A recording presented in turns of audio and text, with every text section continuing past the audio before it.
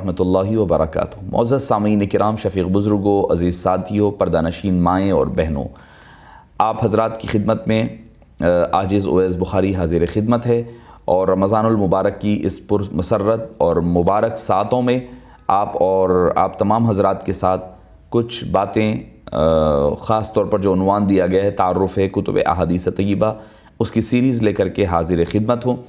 اللہ عز و جل سے دعا ہے کہ اللہ تعالیٰ مجھے اور آپ کو اور سبھی کو اپنے دین کی خدمت کرنے کی توفیق نصیب فرمائیں۔ بزم طلباء قدیم و محبان جامعہ نظامیہ جدہ کی جانب سے رکھی گئی اس سیریز میں آپ تمامی حضرات کا استقبال ہے۔ یہ زیادہ طویل نہیں ہوگی، صرف 10 سے 15 منٹ کے مابین اپنی گفتگو کا سمیٹا جائے گا۔ تو میرا عنوان اور جو سیریز کا عنوان رکھا گیا ہے تعارف کتب احادیث۔ اکثر ہوتا ہے کہ ہم یہ کتاب میں ہیں، اس میں ہے، پریشان ہوتے ہیں، سنتے تو ہیں مگر اس پر عمل کرتے نہیں ہیں، سمجھ میں نہیں آتا ہے کہ کیا حدیث ہے، کیسا ہے، کون سی حدیث میں ہے، کون سی کتاب میں ہے، کہ کوئی کہتا ہے نہیں بخاری میں ہے تو لو، مسلم میں ہے تو لو، دوسری میں ہے تو چھوڑ دو، تھوڑا کنفیوژن ہوتا ہے۔ تو یہ طے کیا گیا کہ یہ مشورہ رہا کہ ساری کتب احادیث کا، یعنی جو معروف ہے ان کا آپ کے سامنے خلاصہ پیش کیا جائے، اور کچھ حالات زندگی بھی اس مصنف کے پیش کیے جائیں گے۔ آج کی پہلی گفتگو میں، پہلی نشست میں، ہم اور آپ حدیث پاک سے متعلق چند ٹرمینالوجیز، جس کو اصطلاحات حدیث کہا جاتا ہے، پیش کرنے کی سعادت حاصل کی جاتی ہے۔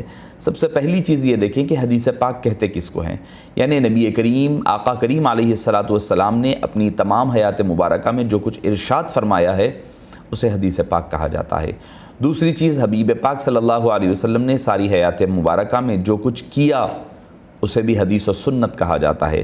نمبر 3، جن باتوں کو حبیب داور صلی اللہ علیہ وسلم نے باقی رکھا، یعنی کوئی کام مسلمان کر رہے تھے اور نبی کریم صلی اللہ علیہ وسلم نے دیکھا اور مصطفیٰ کریم نے اسے منع نہیں کیا، تو وہ بھی حدیث پاک کی شکل بنتی ہے۔ نمبر 4، حبیب داور صلی اللہ علیہ وسلم کی صفات اور آپ کی ذاتی زندگی، یہ بھی حدیث پاکی کا ایک حصہ ہوا کرتی ہے۔ آئیے معزز سامعین کرام، حدیث کی چند تعریفات آپ کے گوش و گزار کرنے کی سعادت حاصل کی جائے گی۔ بنیادی طور پر حدیث پاک کی جو اقسام بنتی ہے، پہلی قسم بنتی ہے قولی حدیث کہتے ہیں، یعنی آپ صلی اللہ علیہ وسلم کا جس میں فرمان موجود ہو۔ میں بالکل ہی آسان الفاظ میں اور اختصار کے ساتھ کہتے ہوئے گزر رہا ہوں۔ دوسری قسم ہے فعلی، یعنی پریکٹیکلی آپ صلی اللہ علیہ وسلم کا جس میں کوئی کام موجود ہو۔ نمبر 3، تقریری، یعنی آپ صلی اللہ علیہ وسلم کے سامنے کوئی عمل ہو تو اس کو تقریری کہتے ہیں، یعنی سنت تقریری، فعلی، قولی، تقریری۔ نمبر 4، شمائل نبوی، جو میں نے آپ کو جو 4 قسمیں بتائی اس کی ناموں کے ساتھ بتا رہا ہوں، یعنی کسی حدیث کی اصل عبارت میں آپ صلی اللہ علیہ وسلم کے اخلاق، بدنی اوصاف، آپ صلی اللہ علیہ وسلم کے جسم مبارک سے متعلق، بالہائے مبارک، ان چیزوں سے متعلق جس میں آپ کو ملے گا اس کو شمائل نبوی کہا جاتا ہے۔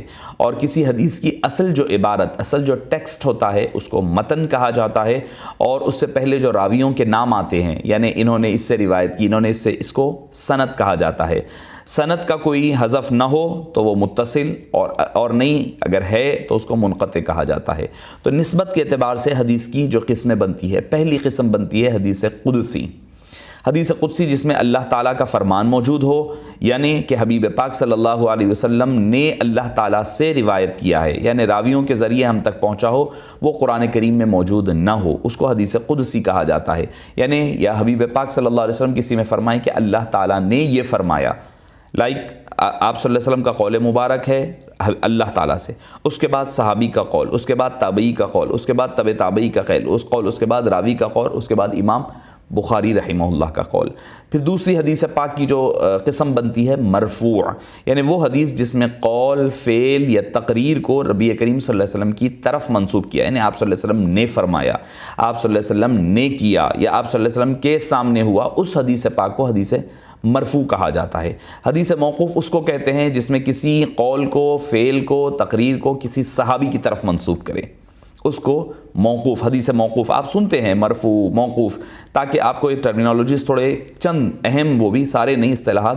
مقطوع یعنی وہ حدیث جس میں کسی قول یا فعل یا پھر تقریر کو تابعی یا تبع تابعی کی طرف منسوب کیا جائے، یعنی تابعی کا قول ہے، اس کے بعد تبع تابعی، اس کے بعد راوی، اس کے بعد امام بخاری۔ مثال دے رہا ہوں میں، مثال کے طور پر پھر راویوں کے اعتبار سے، راوی جو روایت کرے ہیں اس اعتبار سے بھی حدیث پاک کی کچھ قسمیں بنتی ہیں۔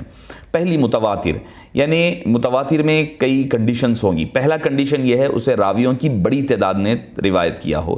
نمبر 2، اتنی تعداد ہے کہ انسانی عقل اس کو جھوٹا نہیں کہہ سکتی، جھوٹ ہے نہیں کہہ سکتی، اس قدر زیادہ اس میں روایت ہو۔ نمبر 3، انسانی عقل و عادت، نمبر 3 یہ کثرت عہد نبوت سے لے کر، یعنی آپ صلی اللہ علیہ وسلم کے دور سے لے کر کے محدث تک جو پہنچتی ہے، ہر طبقے میں بہت زیادہ لوگ اس میں شریک رہے، اور حدیث کا تعلق انسانی مشاہدے یا سماعت سے ہو، یعنی راویوں کی جماعت جس نے ایک استاد یا زیادہ اساتذہ سے حدیث کا سماع کیا ہو، حدیث کو سنا ہو، ایسی حدیث کو حدیث متواتر کہتے ہیں۔ اور جو حدیث متواتر ہوتی ہے وہ شریعت کا حصہ بن جایا کرتی ہے، اس میں کسی کو کوئی شک و شبہ کی گنجائش نہیں ہوا کرتی۔ دوسری ہے خبر واحد، یعنی ایک حدیث، ایک روایت، یعنی وہ روایت جس میں متواتر حدیث کی شرطیں جمع نہ ہو، یعنی اس کے اندر جو ہم پہلے ابھی پڑھ کر آئے ہیں کہ بھئی وہ راوی اکثر ہو، اس میں جھٹلانا امکان نہ ہو، تو اس کی جو خبر واحد کہتے ہیں۔ اس کے بعد اس کا جو کوائٹ اپوزٹ، اس کی کوالٹیز نہ پائی جائے، ایک ہے حدیث متواتر، اس کے اپوزٹ ہے خبر واحد۔ خبر واحد میں بھی پھر چند اس کی قسمیں بنے گی۔ نمبر 1 مشہور، حدیث مشہور ہے بولتے، تو حدیث مشہور وہ حدیث جس کے راویوں کی تعداد ہر طبقے میں 2 سے زیادہ ہو مگر یکساں نہ ہو، یعنی کسی وقت جو ہے تابعی میں کبھی 5 تھے، 3 تھے، تبع تابعی میں 1 آ گئے، ایسا کم بڑھ کے ہوتے رہے، تو اس حدیث کو حدیث مشہور کہتے ہیں، جسے روایت کرنے والے ہر طبقے میں کم از کم 3 یا 3 سے زیادہ روات پائے جائیں تو اس کو بھی مشہور کہتے ہیں، جبکہ وہ حد تواتر کو، یعنی تواتر کی کیٹیگری تک نہ پہنچے۔ تو معزز سامعین کرام، اسی میں پھر ایک اور حدیث ہوتی ہے حدیث مستفیض، وہ حدیث جس کے راوی ہر طبقے میں 2 سے زیادہ ہوں اور یکساں تعداد میں ہوں، اور سند کے اسٹارٹنگ سے اینڈنگ تک ان کی تعداد 1 ہو، یعنی صحابہ سے لے کر کے محدث تک ان کی تعداد برابر ہو، یعنی 2 ہے تو سارے 2، 1 ہے تو سارا 2 یا 2 سے بڑھ کے 2 رہنا ہے ان کی، اور کم بڑھ کے نہیں رہنا، ایکول رہنا، تو اس کو حدیث کو مستفیض کہتے ہیں۔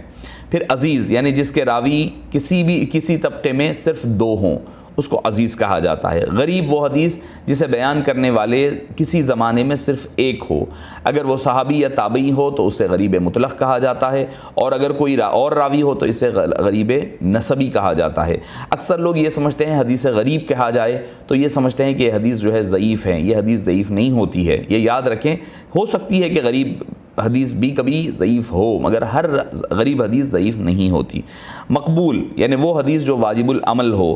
مردود، وہ جو قابل عمل نہ ہو۔ صحیح لذاتی، جس کی سند متصل ہو، یعنی ہر راوی نے اسے اپنے اساتذہ سے نقل کیا، اس کو کہتے ہیں صحیح لذاتی۔ صحیح لغیری اس کو کہتے ہیں جب حدیث حسن کی 1 سے زائد سندیں ہو تو وہ حسن کے درجے سے تک ترقی کر لیتی ہے، یعنی اگر کوئی حدیث پاک میں ہوتا یہ ہے کہ کوئی ایک حدیث جو ہے سندن حسن ہے، اکثر سند حسن ہوتی ہے، تو اس حدیث کو ہم یہ سمجھتے بھئی بخاری میں نہیں ہے تو وہ صحیح نہیں ہے سمجھتے ہیں۔ اگر حسن لغیری ہی ہے، صحیح لغیری ہی ہے، تو ایسی حدیث پاک کو، کیونکہ ہوتا یہ ہے کہ ایک جگہ پر یہ ہوتی ہے، دوسری سند سے کوئی اور درجے سے اس کو ترقی مل جاتی ہے، کئی اور حسن لذاتی ہی، صحیح لذاتی ہی مل جائیں گی تو وہ تواتر کے درجے کو پہنچ جاتی ہے۔ حسن لذاتی وہ حدیث ہے جس کے راوی صحیح حدیث کے راویوں کی نسبت تھوڑا کم درجے کے شروط پائی جائے۔ حسن لغیری ہی وہ سندیں، کئی سندیں یا ہر سند میں معمولی ضعف ہو مگر متعدد سندوں سے اسے ضعف کی تلافی ہو جاتی ہے، یعنی اکثر یہ ایک اعتراض ہوتا ہے کہ اہل احناف پر کہ وہ حسن لغیری ہی پر زیادہ فوکس کرتے ہیں، بہت سارے حسن لغیری حدیث ان کے پاس ہوتے ہیں یا ضعیف۔ تو یاد رکھیں جب یہ حسن لغیری وغیرہ ایک جگہ جمع ہو جاتے ہیں تو اس سے ہوتا یہ ہے کہ اس کے اندر کا ضعف ختم ہو جاتا ہے۔ معزز سامعین کرام، یہ آپ کو چند میں قسمیں بتایا ہوں، اب تھوڑا سا میں آپ کو وہ بتا دوں کہ حدیث پاک کی کتب جو ہیں اس کی اقسام کے درجات کیا ہے۔ متفق علیہ، وہ حدیث جو مسلم اور صحیح بخاری نے متفقہ طور پر کہلائی ہے، تو یہ صحت کے درجے سے سب سے ٹاپ حدیث پاک ہوتی ہے، سب سے ٹاپ حدیث پاک ہے۔ اس کے بعد افراد بخاری، یعنی وہ حدیث جو صرف بخاری میں ہو، مسلم میں نہ ہو۔ پھر افراد مسلم، یعنی مسلم میں ہو، بخاری میں نہ ہو۔ صحیح علی شرطہما، شروطہما یا شرطہما، بخاری اور مسلم کی شرطوں پر کوئی حدیث جمع ہو جائے تو اس کو صحیح علی شروطہما کہا جاتا ہے۔ صحیح علی شرط البخاری، بخاری کی شرط پر صحیح ہے۔ صحیح علی شرط مسلم، مسلم کی شرط پر صحیح ہے۔ تو یہ جو ہے کتب احادیث کے اعتبار سے چند اس کی قسمیں ہوئی۔ اس کے علاوہ جو حدیث پاک کی جو منقطع، یعنی وہ حدیث جس کی سند میں کے درمیان ایک سے زائد راوی مختلف مقامات سے حذف ہو جائیں، اس کو حدیث پاک کو منقطع کہا جاتا ہے۔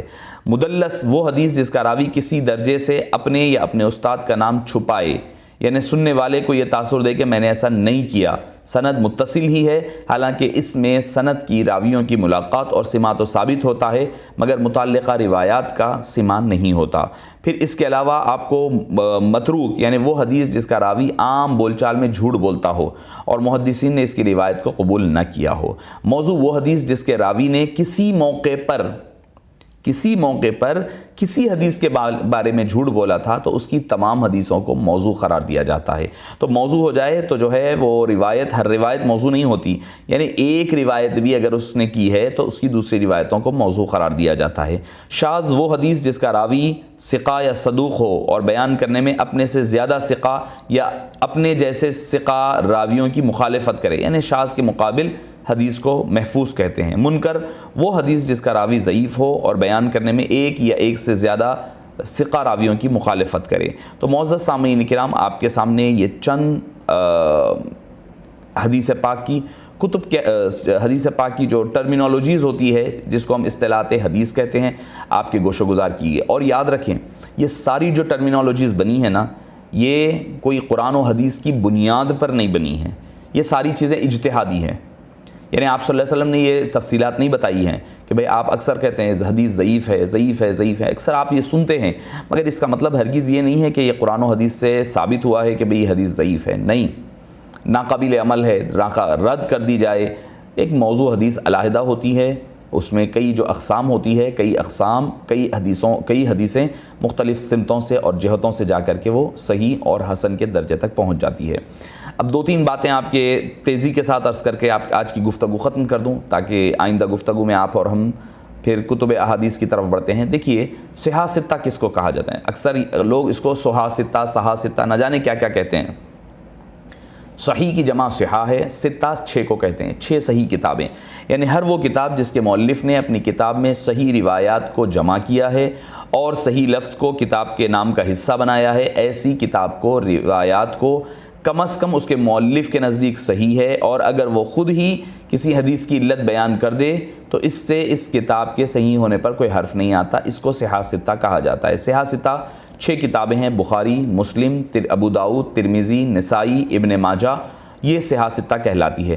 اصول ستہ یا کتب ستہ بھی اس کو کہا جاتا ہے۔ پہلی 2 کتابیں صحیح بخاری اور صحیح مسلم، اس کو صحیحین کہلایا جاتا ہے۔ یہ صرف اپنے مؤلفین کے نزدیک صحیح نہیں ہے بلکہ امت محمدیہ کا اس پر اجماع ہے کہ یہ دونوں کتابیں صحیح ترین کتابیں ہیں قرآن کریم کے بعد، اور اس میں کی اس کی اکثریت جو ہے صحیح ہے۔ اور شاہ ولی اللہ محدث دہلوی علیہ رحمہ فرماتے ہیں اگر کوئی بخاری اور مسلم کی احادیث پر اعتراض کرے تو گویا کہ وہ اجماع امت کا مخالف اور بدعتی قرار پائے گا، جبکہ آخری 4 کتابیں سنن ابو داؤد، سنن ترمذی، سنن ابن ماجہ اور سنن نسائی کو سنن اربعہ کہا جاتا ہے۔ اس میں کچھ احادیث کے ضعف کے بارے میں بھی روایت ملتی ہے، مگر اکثریت نے اس کو صحاح ستہ میں شامل کیا ہے۔ جامع، جس کتاب میں اسلام سے متعلق تمام موضوعات کو، عقائد کو، احکام کو، تفسیر کو، جنت دوزخ سب کو روایت کیا گیا ہو، مثلا صحیح بخاری، جامع ترمذی۔ اور سنن اس کو کہتے ہیں جس کتاب میں صرف عملی احکام سے متعلق احکام فقہ کے ٹاپک پر ترتیب دیا گیا، فقہ کے ابواب بنا کر کے ترتیب دیا گیا، جیسے خاص طور پر سنن ابو داؤد ہے۔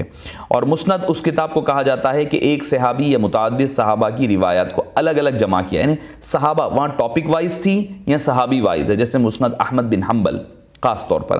مستدرک جس کتاب میں مصنف ایسی روایت کو جمع کرے جو کسی دوسرے مصنف کی شرائط کے مطابق ہو، جیسے مستدرک حاکم ہے۔ موجم جس کتاب میں مصنف ایک خاص ترتیب کے ساتھ اپنے ہر استاد کی روایت کو الگ الگ جمع کرے، اس کو معجم کہا جاتا ہے، معجم طبرانی۔ اربعین جس کتاب میں کسی ایک یا مختلف موضوعات پر 40 احادیث جمع کی جائے، اس کو اربعین کہا جاتا ہے، جیسے مثلا اربعین نووی۔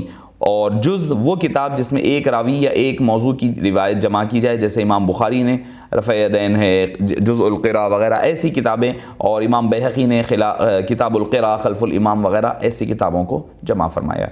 معزز سامعین کرام، آج کے لیے اجازت دیں، انشاءاللہ العزیز کل آپ سے پھر ملاقات ہوتی ہے تعارف کتاب کی دوسری نشست میں۔ السلام علیکم ورحمۃ اللہ وبرکاتہ۔